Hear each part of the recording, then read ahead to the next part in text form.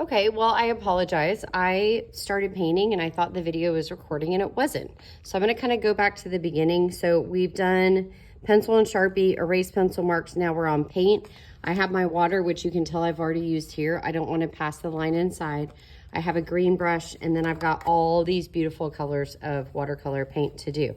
So I apologize, but what we are doing today, so I'm going to kind of demonstrate just by you seeing what I've already done. We're going to do wet on wet painting, which means we're going to paint the paper like small areas with water first, and then add drops of paint to it, or, you know, swipes of paint to it. So I had to think about the fact that my cactus was going to be green. So I'm trying to stay away from green, but if you end up with a little green on your paper, I think that's going to be fine.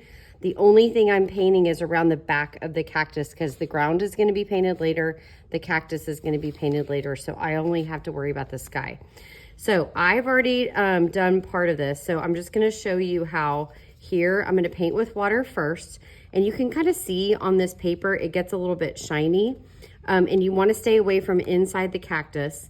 And then you are going to put paint on it. And that was not the color I wanted, so I'm going to rinse it, and I'm going to put that pretty turquoise back because that one's really pretty. And then when you drop it on there, if you have enough water, it should spread. And then when I want to switch my color out, I'm going to rinse my brush. I'm going to go to this color. Now, that one really worked really well, and that's because I did have quite a bit of water on it.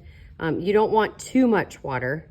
But if it's not spreading, it's because you did not paint water on it first. So if you want to, like I just realized here, I didn't paint all the way down. So now I'm going and adding a little bit more of that water. Then I'm going to rinse my brush. I'm going to move to a different area. I'm going to paint it with water first. And I'm going to actually add some red because I think that'd be kind of pretty. So you can use whatever colors you want. You can do them in stripes. You can do them in dots. You can paint around them. Notice I'm not putting color on top of color. The colors will kind of naturally move together a little bit, but you don't want to just make it mud and make it some gross color. So I would try to keep them as separate as you can. And that's all we're doing until the end of class for today.